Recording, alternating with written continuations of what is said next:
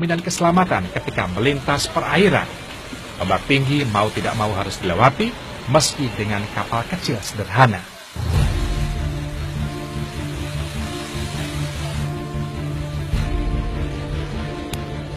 Sepanjang perjalanan menuju Tawau, rombongan TKI sempat dihadang polisi Malaysia. Namun kapal ini selalu lolos dari pemeriksaan. Kami menduga sudah ada uang suap yang disiapkan pemilik kapal kepada oknum petugas.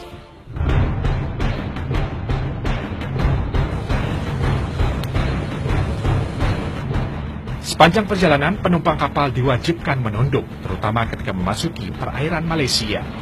TKI juga sempat diminta berpindah kapal untuk bersembunyi. Ada satu kapal nelayan yang digunakan khusus untuk menyembunyikan TKI jika ada petugas yang melintas.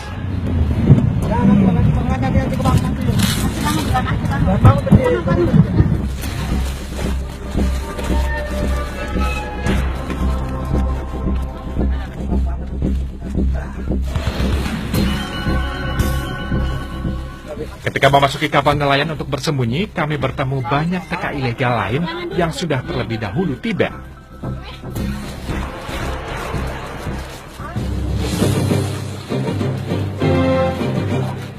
Perjalanan TKI ilegal juga harus menunggu kepastian sampai calo memastikan jalur tikus sudah aman. Setelah dirasakan aman, barulah satu persatu TKI berpindah perahu menuju kawasan Batu di Tawau, Malaysia. Ada semua poin saya di situ, tahu. Ada saya semua di situ. Kita lihat kan? Pemindahan TKI sengaja dilakukan per kelompok oleh pengurus atau calo yang membawa. Jamal keberapa sini? Hei, orang siapa ini? Jamal. Sebelum berpindah dari kapal penampungan ke perahu, TKI harus membayar terlebih dahulu. Kenapa? Lolos dari persembunyian, masih ada satu kali lagi pemeriksaan.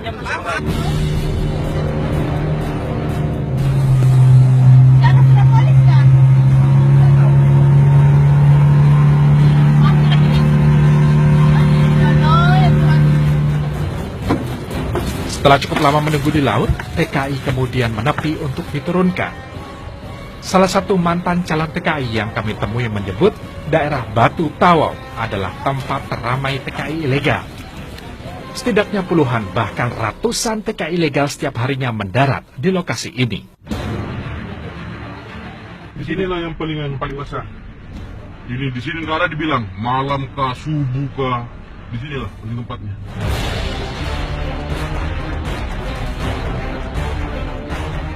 Aneh memang, padahal lokasi tempat turunnya TKI ilegal berada tepat di sebelah pelabuhan resmi Tawau. Selain Batu, jalur tikus lainnya adalah Kalabakan, Fui, dan Sungai Udin. Semua jalur tikus ini hanya bisa ditempuh melalui laut atau sungai. Maka tidak heran kami banyak menemui perahu atau kapal yang bersandar di sepanjang jalur. Satu yang pulang, maka yang kembali itu biasa sampai 20. Begitu. Kalau yang jadi pengurus itu? Nah, kalau pengurusnya dilulukan. Rata semua dilulukan tuh pengurus. Dilulukan. Karena apa kira-kira dia mau kerja di sana kalau tidak begitu?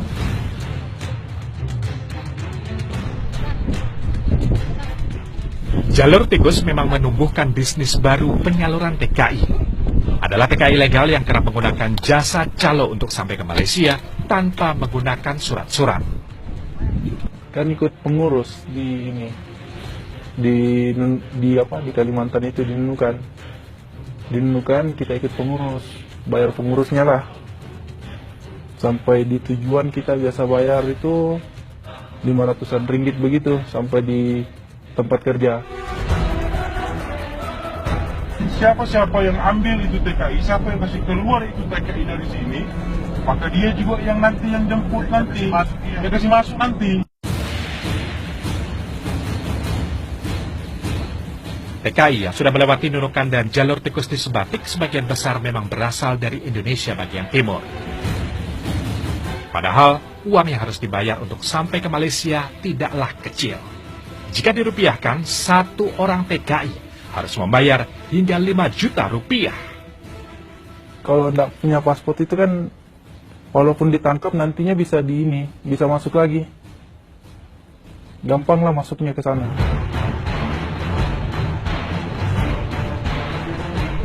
Di jalur tikus ini pula lah, calo atau pengurus memiliki peran besar terhadap keluar masuknya TKI ilegal. Pengurus kerap memberi jalan hingga menjadi pelindung TKI. Kan masih tanggung jawabnya pengurus. Kalau waktunya itu saya ditangkap di Tawau, di Batu. Saya ditangkap, tapi pengurus yang keluarin. Karena itu kan masih tanggung jawabnya pengurus, kita membayar. Jadi sampai di tempat kerja, sudah dikeluarin itu baru dikirim ke tempat kerja. Kalau di tempat kerja ditangkap, company yang urus saya bisa keluar lagi dari ini, tangkapan polis Malaysia. State itu, semua tempat-tempat kerja itu memerlukan orang. Iya, memerlukan orang. Jadi kita bawa lah. Kompani carikan aku orang begini. Nanti kami antar. Nanti sampai sana baru dibayar. Kita antar dulu masuk. Nanti sampai sana baru bayar kita. Dalam sehari, calo bisa membawa TKI hingga 50 orang.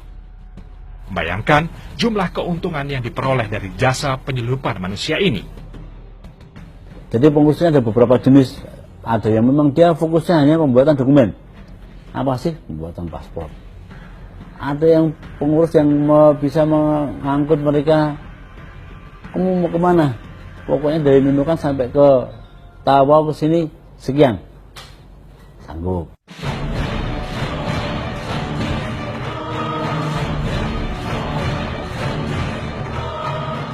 Deportasi menjadi kata yang tidak asing ketika membahas TKI ilegal. Ribuan TKI ilegal dideportasi dari Malaysia setiap tahun. Menurut data BP3 TKI Nunukan, dalam 5 tahun terakhir, terdapat sedikitnya puluhan ribu TKI yang dideportasi. Di tahun 2012, 3.000 lebih TKI dipulangkan karena tertangkap imigrasi Malaysia. Puncaknya di tahun 2015, lebih dari 6.000 TKI yang harus dideportasi. Sementara di sepanjang tahun 2016, sedikitnya 855 TKI dideportasi. Itu kami akui. Deportasi datang sore, besok pagi sudah berangkat lagi. Bahkan duluan deportannya daripada pengantarnya. Memang. Namun bukan berarti kami pemerintah melakukan pembiaran.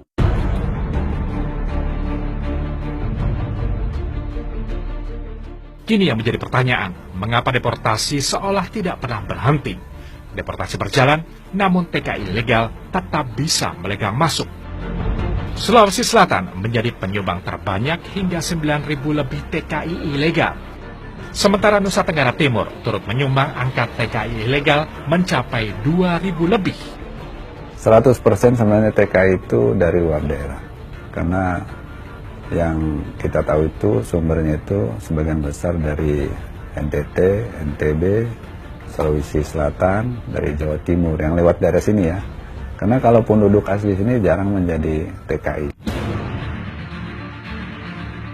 Tetapi sampai sekarang ini, alhamdulillah Parepare itu tidak pernah mengirim TKI. Khusus warganya tidak ada yang keluar negeri untuk mencari pekerjaan. Sekarang ini TKI itu bisa diproses di mana-mana untuk masuk ke Tawau, ada yang diproseskan di daerah asalnya. Nah, kita sulit memantau berapa jumlah orang yang sebenarnya ke Malaysia ini menjadi TKI atau berapa yang sebenarnya hanya kunjungan kekeluargaan aja. Ini yang kadang-kadang sulit bagi kita karena data yang betul-betul fix di Nunukan itu tidak ada. Meski sudah ada belasan tahun, jalur tikus memang menjadi dilema sekaligus persoalan lama. Keberadaan jalur ilegal sepertinya sulit diberantas. Jalur yang bisa ditempuh sangat banyak dan sangat dekat. Bisa ditempuh dengan waktu yang pendek, kapanpun, jam berapapun. Mau masuk ke wilayah Malaysia dari arah mana, ke daerah mana, semua bisa ditempuh. Sulitnya menutup jalur tikus juga ditengarai karena adanya putaran uang yang sangat besar sekaligus melibatkan banyak orang.